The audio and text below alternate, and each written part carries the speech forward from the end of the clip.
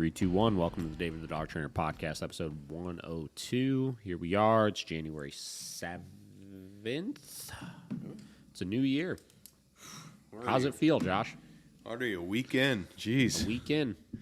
Yeah, it feels pretty good so far. Pretty good. Can't complain. No. Another year, another gazillion dogs to train. There it is. I tried to do the math the other day. Mm-hmm. I was trying to factor out, like, how many dogs do we work with this year? And I think I came up with a number that was somewhere in the... Let me think. When you think.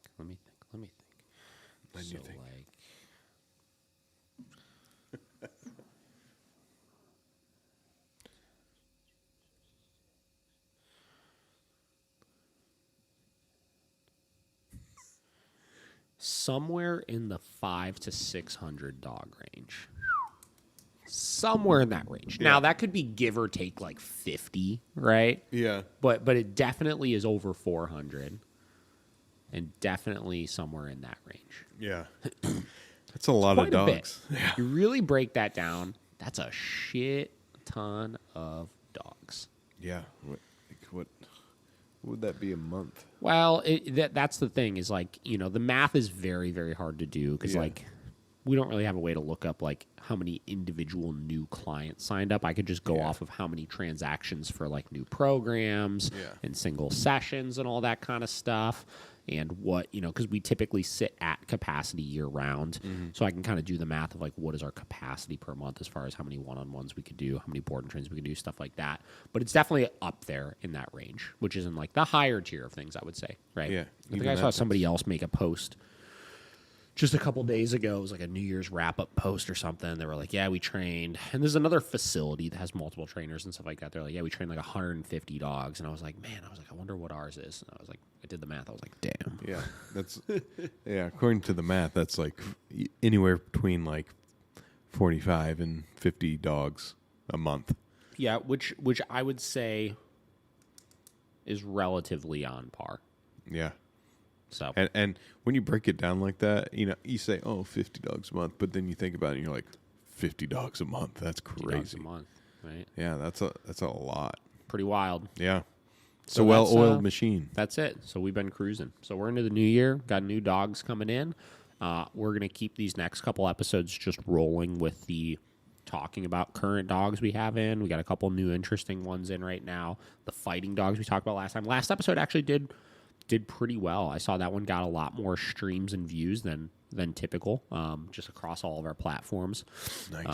So I think people enjoyed that podcast. I had a couple of people reach out to me about it specifically. Bless you. Allergies are going full swing today. So here's the thing, right? So, like, I'm not allergic to dogs, but I am allergic to cats, and we own a cat, and it usually does not bother me.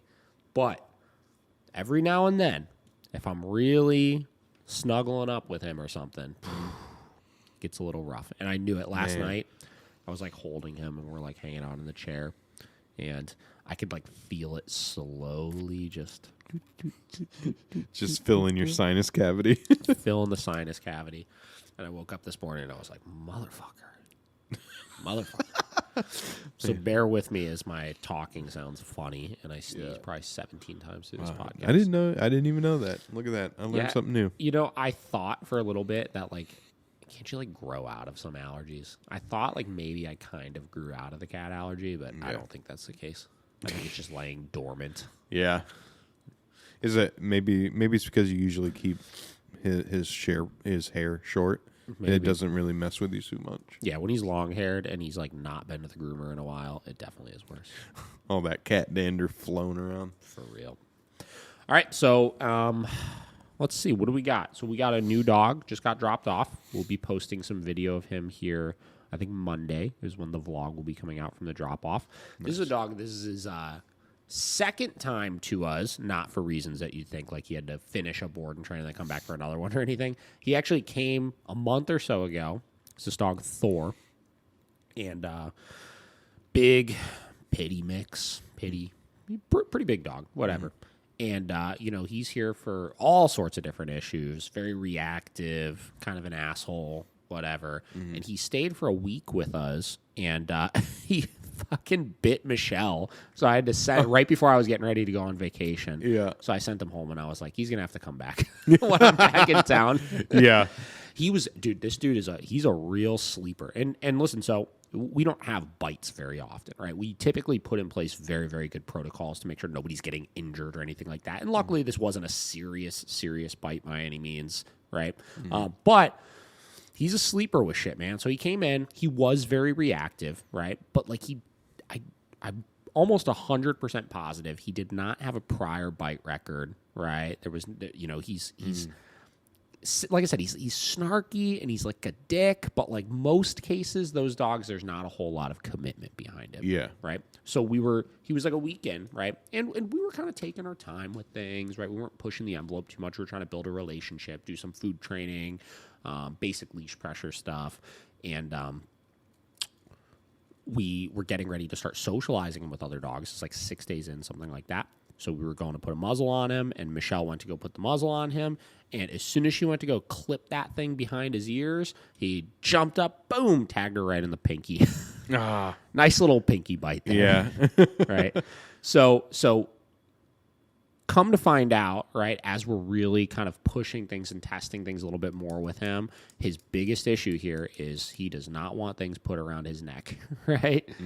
So obviously anytime we're in a situation where we have a dog that like kind of some of that aggression comes out of, we'll call it comes out of nowhere. I mean, it's a predictable thing, but like, we weren't expecting it for sure. I like to, essentially assign the dog to myself for a little bit. I work with the dog. I really push that envelope and see where are those quirks, right? What sort of things do we need to do in order to keep him and everybody else safe, obviously. And I was getting ready to go out of town, so there was no way I could do that. So I called the guy up. I was like, hey, listen, man. I was like, this is what just happened. I was like, no big deal. We'll still train him, but I'm getting ready to leave, so you're going to have to bring him back when I get back. So he went home. Choice. He spent about 3 weeks at home, and then he just got back here the other day. And he has been a fun one to work with so far, man.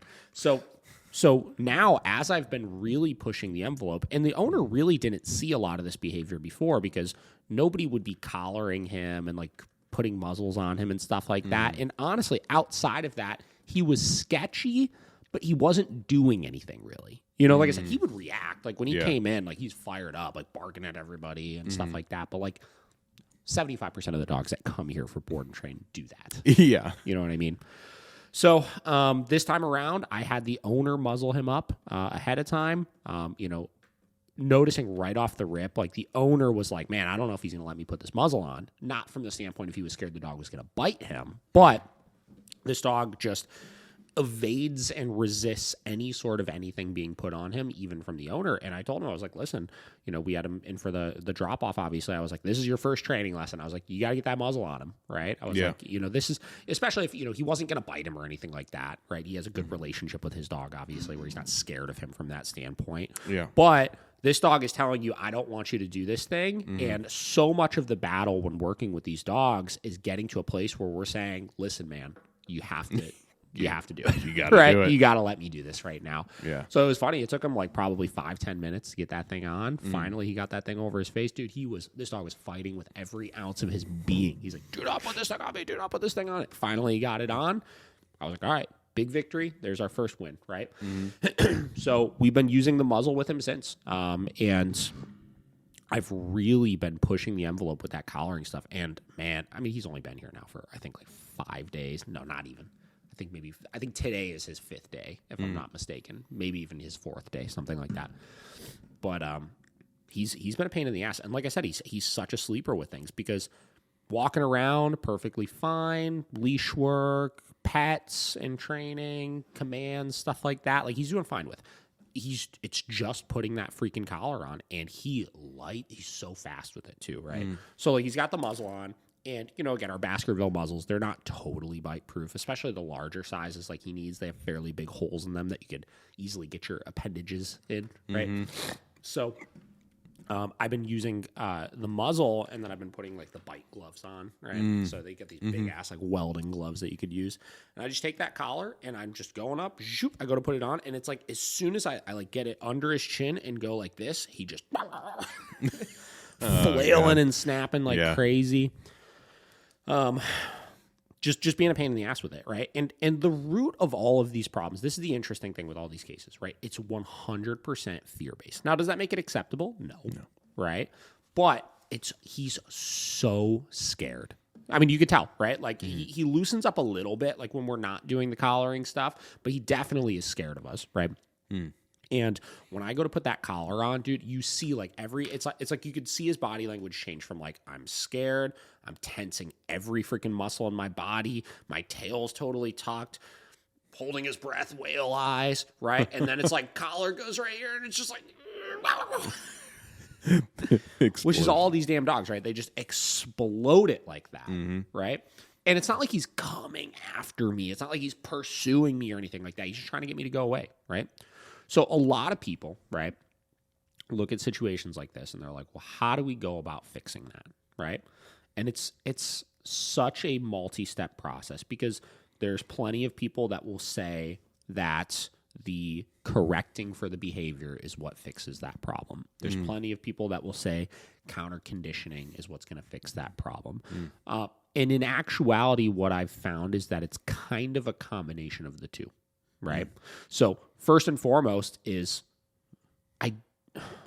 contrary to a lot of things that I say when it comes to like, don't worry about punishment creating additional stress or additional fear or anything like that. I don't want to make it a worse experience initially unless I have to. Right. So I'm not jumping right in and correcting this behavior. Right. I don't think that would be very productive in this case because when you get into these dogs that with those fear-based explosions where they like bottle it up so tight and then just launch it out, I think sometimes that actual response that you get of the snapping and stuff is just borderline uncontrollable because they're so tightly wound in that situation, right? And I might be able to suppress it a little bit further with a correction if I really need to, right?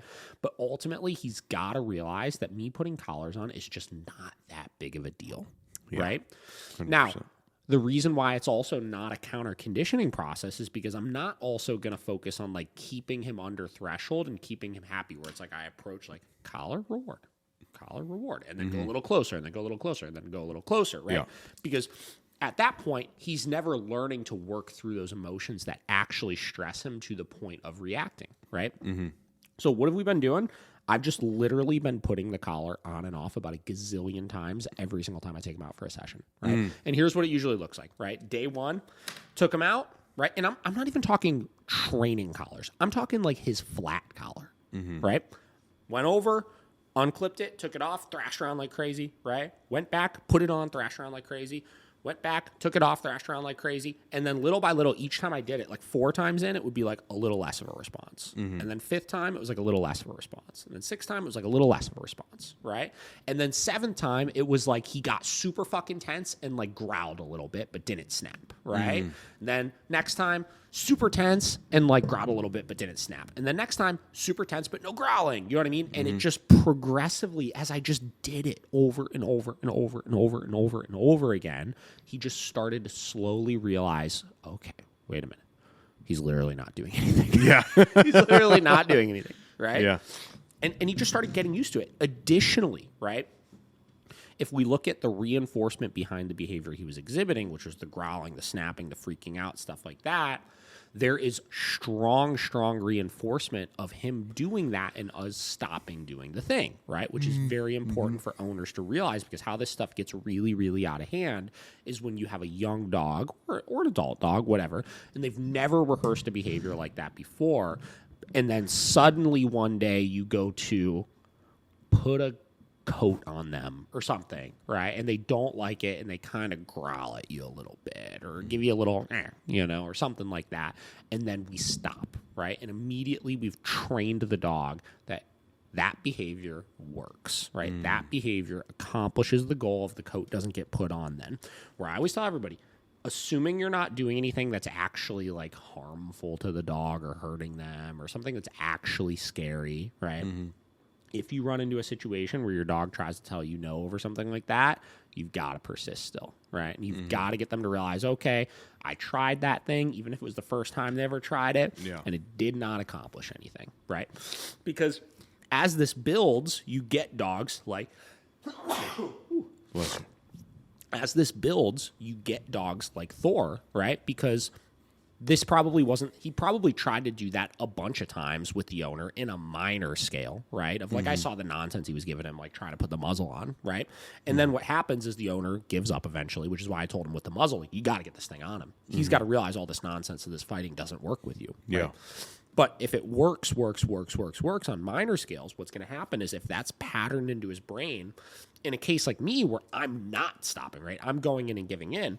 The first time he tries that behavior and it doesn't work, the next time he's going to try it more intensely because this always works, right? In his mind, it's like, this behavior always works and makes them stop, but it's not working now, so that just means I need to try harder, and it amplifies and turns into more dangerous behaviors. Yeah. Right?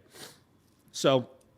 yeah, like I said, we've been doing that. Like every session I've taken him out so far starts with like 15 collars on and off, right? And we're making some headway with it. I mean, he's still very, very uncomfortable with it. And again, we haven't done anything from a training tool standpoint, really. Like I put a Star Mark collar on him, which is like a plastic pinch, and just have been doing very basic leash pressure. But it's like not really even corrections involved in it and stuff. It's just general leash guidance. Like nothing that's going to create any additional stress or anything. He's still at this point way too stressed out to even take food in training. Like I even tried, we had these little fucking sausages at the facility. Like they're like basically like beef jerky, like little things, right? Yeah. And I'm trying to offer him those, uninterested in them, stuff like that. So we got some work cut out for us. And this is a situation where I'm not even interested in like moving quickly to the e-collar or fancy obedience commands and all that kind of stuff, because the first thing I got to focus on here is getting this dog comfortable working with me, right? This is where, you know, a lot of people talk about relationship building with dogs and stuff. This is a prime example of like, I do need to develop a little bit of a relationship with this dog so I can more effectively coach him through things. And that's going to take, one, a little bit of time, two, a little bit of him realizing that I'm not going to stand down to his behaviors, and three, working at a more moderate pace with things to allow him to get comfortable with each step before I move on to the next, right? So that's kind of real behavioral modification work when we do it. Is far less about the commands and stuff, right? It's not that much of a priority. So, yeah, it's been fun. Sounds like a great time. Does he have any like problems with? I mean, I know you haven't done a lot of it, but guiding him with the leash and or the collars, does he have any problem with that? No, that's the funny thing about him, right? Is like leash pressure and stuff. Like there's been absolutely zero outward displays of like quote unquote aggression anywhere aside from putting collars on him. That's crazy. Anywhere aside from it, which is why, like I said, he was here for a week before we had an incident with him. Yeah.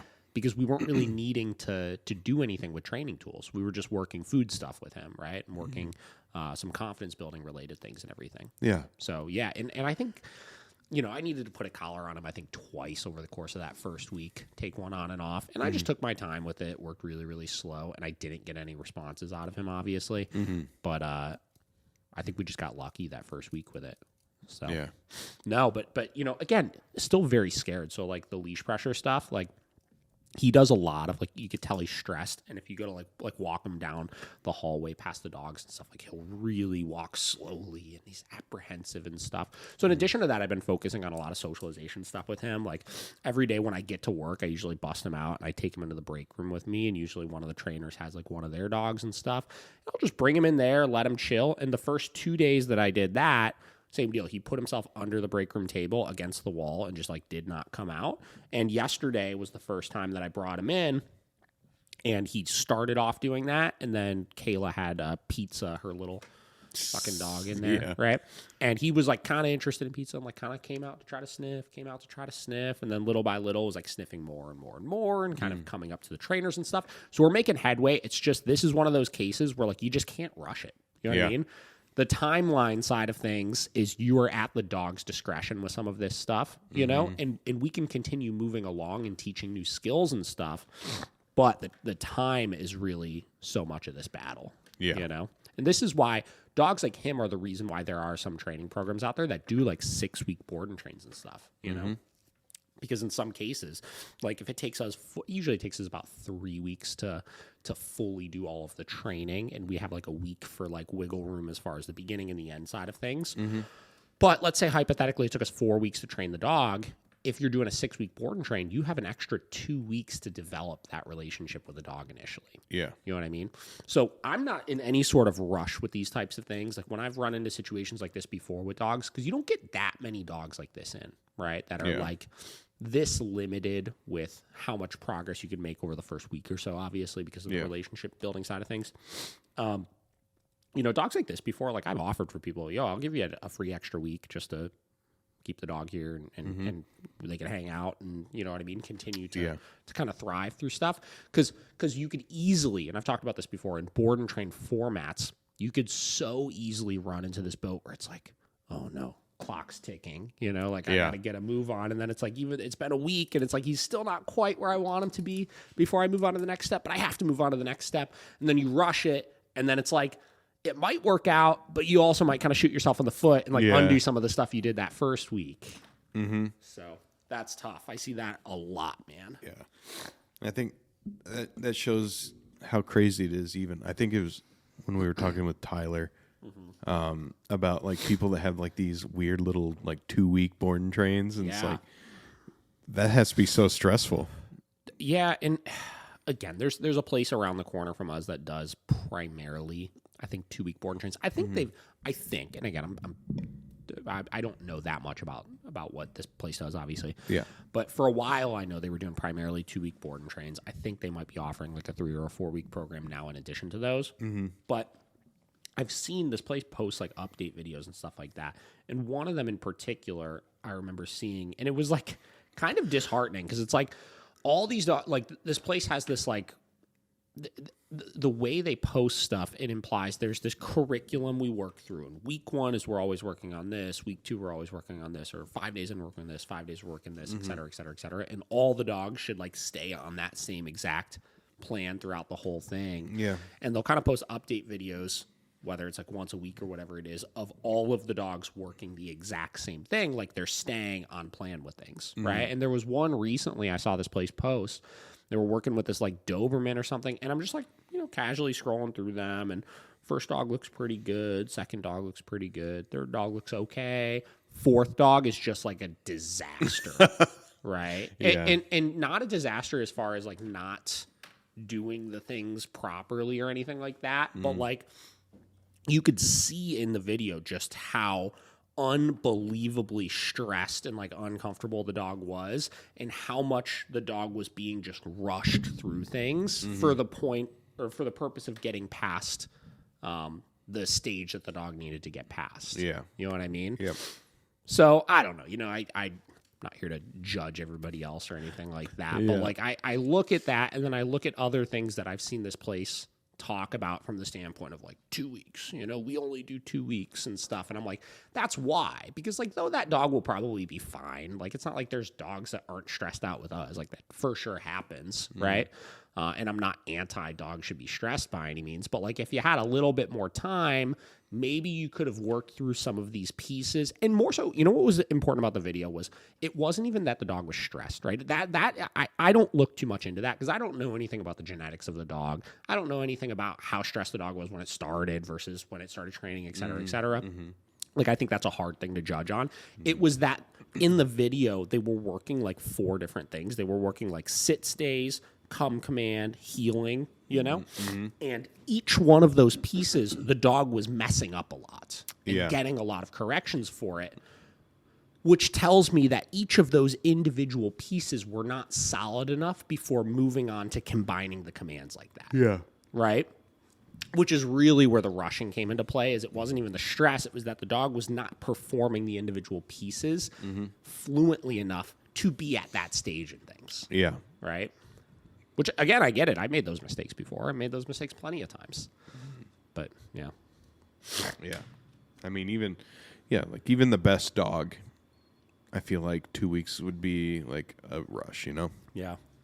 Because they might get it, but they probably haven't grasped everything like perfectly.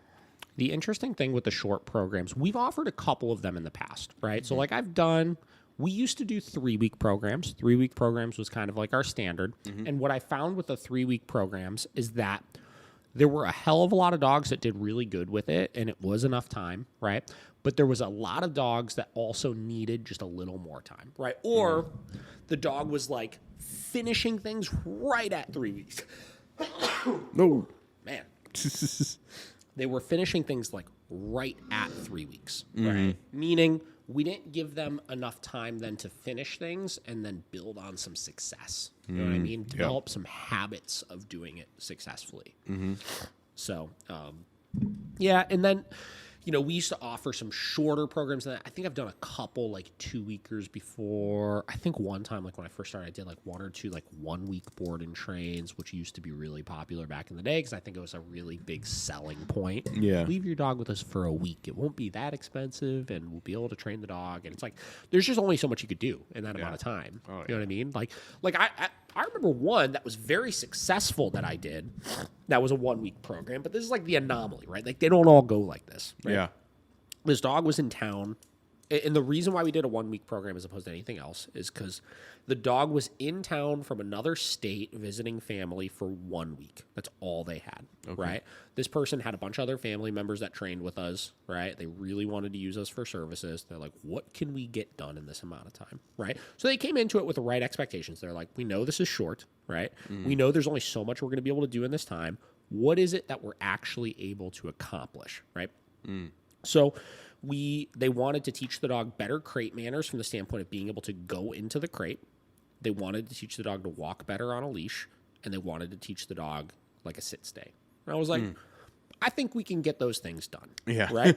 And it wound up working out perfectly, right? Because I just broke up the sessions where I did 3 sessions a day with the dog, and I worked on each one of those pieces in each session, right?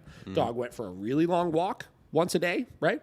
Leash walking is typically pretty easy to get started with dogs. It's pretty easy to get some good headway with, obviously. Yeah. We worked on the crate drills once a day where we taught it just like a bed stay, right? Teach the dog, go in the crate, go in the crate, go in the crate. And we worked sit stays in one session, right? Which is a sit stay is a very easy thing to teach with most dogs, just from the standpoint that the foundation of the initial command, which is sit, 99.9% of dogs know, right? So there's less teaching that goes into it. And generally speaking, when you're working with a dog, you're jumping right into proofing of that command. So that one worked out great. I think I did another 1-week board and train a long, long time ago. This is when I first started. That this was the time when we weren't even doing e-collar training with all the dogs. I think we just did like basic leash pressure work, some leash walking, some leash commands, things like that.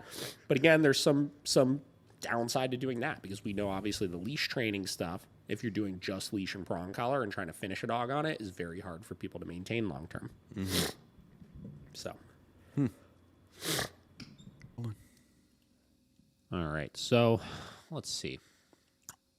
Last interesting client that we've been working with over the course of the last, actually I just did a second session with this dog just yesterday, right? Okay. So this dog has done some previous training before, did some classes with us last year to start refining some of their skills, working on some reactivity issues. And I kind of adopted this client because it was a client of one of my former trainers that I've done my second lesson with now, right? So this dog, super reactive, right? Again, this dog will be in the vlog that comes up, I believe, Monday, potentially, right? And this dog is like the epitome of like the true like 0.0001% of dog reactivity cases. Like, oh boy. Like freaking absolutely psycho dog, right? He's like, I don't even know what he is. He's like part monkey or some shit with the noises that he makes. He's this like brindle pitty something mix, but not even really a pitty because he's really lanky and like long legs and stuff like that. Dog is just a goddamn psycho, like just basket case, right? Totally just like his brain is doing this all the time. Yeah. Right? Very challenging dog, right? So in the past classes she did, made a lot of good progress and stuff, but as we see with some of these reactivity cases, sometimes you kind of plateau, right? Where it's like, all right, we're doing good. I could kind of get the dog to focus in around some things. I could kind of get the dog to keep its cool in other situations. And like, you know, you'll make progress like in this area, in this area, in this area, in this area, in this area, but then there's still this like last little bit that's just like, I just can't keep this dog under control, right? So listen, you know, obviously when we're dealing with these like 0.00001% reactivity cases, there are definitely times that you're going to be limited as far as how far you're going to get with it. But there's usually adjustments you can make to help get you even a little bit further with stuff, right? So we started implementing kind of some different techniques, right? Like we start implementing, because the dog, like if you look at its different like reinforcements and how motivated it is by it, right? Leash, not very motivated by. E-collar, very motivated by when not ridiculously stimulated. Food, pretty much always motivated by, right? So food at this point with this dog really is its primary reinforcer. And we implemented a lot of food in the past with the dog, but not to the degree of like we are going to lean 100% into this food, right? So we started taking an approach where we basically are implementing almost like a force-free reactivity protocol with stuff, right? So you get into like a lot of force-free trainers talk about like the BAT-CAT system, which is like, again, I always fuck this up every time, but it's like behavioral adjustment training and like conditioned association training or something like that, which is basically the process of like changing the dog's association with things and stuff like that. So we started implementing that to use in conjunction with the balance side of things and some of the corrections with stuff. So we started off, we did a couple of sessions with the dog, or I should say we did one session with the dog. I did one session with the dog where we got the highest value treat that we could freaking find, right? And we started at the facility and we started bringing dogs around. And basically how this technique works is you start off by reinforcing the dog anytime they look at the trigger, right? So look at the trigger, good, boom. Look at the trigger, good, boom. Look at the trigger, good, boom, right? And what you're trying to do is you're trying to recondition the dog's association of when you see the trigger, look to me for a reward, right? Anticipate looking to me for a reward. As you're getting success with that, you start switching to dog sees the trigger, wait for them to look at you, boom, reward. Dog looks at the trigger, wait for them to look at you, boom, reward, right? So we implemented that for one session and basically said, let's take this e-collar and let's push it to the side for a minute, at least as far as corrections around the dog, because what we were finding is just once he got into this crazy overstimulated state of mind, it just wasn't getting us anywhere, right? Yeah. It was truly just amping him up then at that point, right? So we were like, let's use the food reinforcement to bring him down to a more manageable level so that we could then re-add back in those firm corrections and then suppress that last remaining bit of things to get him down to a manageable level. And what we saw over the course of one session of doing this was a crazy adjustment in behavior where a lot of situations were really starting to improve. And basically she was, for better choice of words, able to at least distract the dog from reacting at other dogs. Again, it didn't fix the problem by any means just yet, but she was able to keep him from escalating to this point where he was full on lunging and pulling and screaming and going bananas, right? So then we did our second session yesterday, right? We went out for the walk and we started off doing the exact same thing, right? So implementing the rewards for seeing the trigger, then disengaging from the trigger. But then what we started doing is we started adding in another criteria that we were going to start punishing for with the e-collar, right? Which we chose just simply if there was any tension on the leash, right? So if he pulled towards the trigger, right? Did that, gave one or two corrections, saw that then him actually respond to those corrections in a more successful manner, as opposed to it amping him up, because he was in a much more reduced state of arousal. He was actually able to bring his arousal down even a little bit more, right? Which was cool. That's obviously the point of the correction. But the problem was before he was just too stimulated for that to work, right? So continued working with that a little bit, right? Then we started adding back in a little bit more of a criteria, like a downstay, right? And we were able to pass a couple of people, a couple of dogs, implementing a downstay, correcting if he wasn't holding the down, and then stabilizing that downstay with the food with the same kind of principle of let's keep his attention on us, and saw a lot of progress from that as well, right? Now, when we get into dogs like this is an important thing, right? Is as trainers, what makes us good is two things. One, that we have a lot of tools in our toolbox, right? So that technique we implemented with just the food, again, it's kind of more of a force-free approach. A lot of trainers from the balance standpoint don't really implement it in that specific of a fashion, or they don't do it like standalone without any sort of corrections or anything like that. So we have all of these different tools at our disposal that we could implement.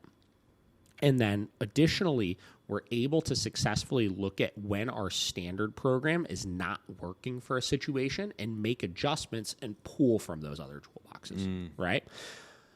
So that's exactly what we did, obviously. We saw, all right, we've kind of capped out at how far we're going to get with things, right? We made some progress here, but like we're plateauing out here. What sort of adjustments can we make? And can we give those adjustments enough time to see the progress from it, right? Because even that approach, right, isn't going to work right off the rip 100% from the standpoint of like, all right, well, we're going to implement this approach with the food, and I expect to see as soon as I start implementing it that it just fixes the problem. Yeah. It obviously doesn't work that way, right? No. We're kind of trialing things out and taking it week by week of like, all right, we're going to implement this technique, and I want to see after a week what sort of progress are we seeing with it. And then if it looks like we're moving in the right direction, all right, let's keep plugging along that path that we create. If we notice that, again, we're plateauing out with certain things as far as that, but maybe it got us a little bit, then we pull from another tool in the toolbox, right? And we start working down that road. And that's the one thing that I like is when we get kind of challenging cases like that is when we hit that point where we really do need to experiment a little bit and figure out what the right approach is, right? Similar to, everybody's heard us talk about Hank, the Rottweiler, who was also one of those like 0.0001% reactivity cases. And, he had a similar situation, right? You could actually go read his owner's review on Google, right? She did a board and train with us, went home from the board and train, made a lot of progress, still had that last little bit that she was just not getting any headway with. And it wasn't due to lack of trying or anything. And we needed to experiment a little bit, try different things, right? We wound up figuring out a different way to correct for him, right? The bonker wound up being very effective with him. And that, in combination with once we suppressed the behavior a little bit more, adding in the food rewards with stuff, wound up getting him the rest of the way that we needed to get him there, right? The problem is, in Hank's case, he was still responsive to correction, just a different type of correction when he was overstimulated. This dog, not the case, right? Like bonker, e-collar, leash, pet corrector, anything like that. Just when he was overstimulated, he was overstimulated. You were not getting anywhere with it, right? So we had to figure out a way to, again, keep that arousal a little bit lower, right? So that we could then correct while he was in a less aroused state of mind. So we were leveraging all of our reinforcement really effectively with stuff. Yeah. So that's been another interesting case. I'll be really interested to see over the next couple of weeks how that dog does.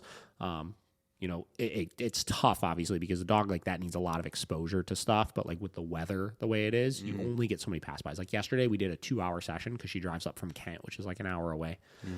And I think over the course of those 2 hours, we saw 4 dogs maybe, you know, which is good. I mean, we got good practice in still, but it's like it was not like in a summer day at Edgewater, we'll see like 40 dogs. Yeah, exactly. Get a lot of progress. But honestly, the other side of things is like that could work in your favor sometimes because you're not totally flooding and overwhelming the dog initially with stuff. You could have like one pass by, and then we were able to have like 10 minutes of just like decompression, walking, him doing well, stuff like that. Then it's like, all right, here's another one. We work through it. Then a little bit of time to just chill and everything. And that's another interesting one we've been working with. Yeah. No, I think I think there's really good information there for maybe newer trainers, because especially if, I don't know, you're fluent in one, it's kind of like languages, right? You know, if you're fluent in this one way of your training, right, and you're just throwing, you know, you're throwing the same thing over and over at this dog, and you know, you're just hitting your head against a wall, basically. Yeah. And it's like taking that time to take a step back and like, okay, this isn't working.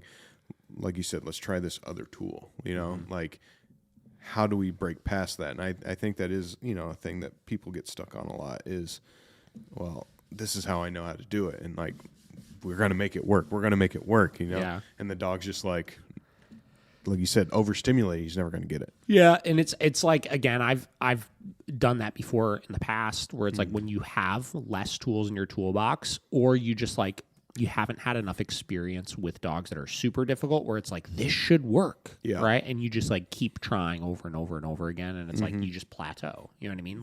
Like that is only going to get you so far, right? And you have to know when the time is to pull that plug on that and try something else. But the balance is versus not pulling out too quick, because there's so many situations. I tell everybody, I was like, I know this is going to work, right? You've got to just trust the program. You know what I mean? Yeah, yeah, exactly. You've got to trust the process, and if you follow through with it enough, you'll get that success. You know, even when it may seem like there's no way this is ever going to work. Yeah. You know, you've got to know when is the right one for both sides, for sure. Yeah. And you said it correctly with the term balance. The balanced training. Yeah. And that's why, you know, the more tools you have in your box, the better you're going to get it. That's it. So we'll give everybody some updates on these dogs next session, obviously. Yeah. We're going to end this on that. I've got some lessons I got to go do. This is an early one. It's that week back, you know? Yeah. I'm real excited to hear about that first dog, though. That's going to be a fun... My boy. Yeah, it's going to be a fun time. Thor. Of course he would be Thor, He's you know? He's gonna love me eventually. Yeah. All these dogs, I always say, I was like, you might not like me now. You're going to like me later. You're going to really like me later. You're going to like me. All right, Josh. You got anything to add? Nope. Other than that, that was good. It was great. All right, gang. Well, until next time, y'all have a good start to your new year. Yes. Peace.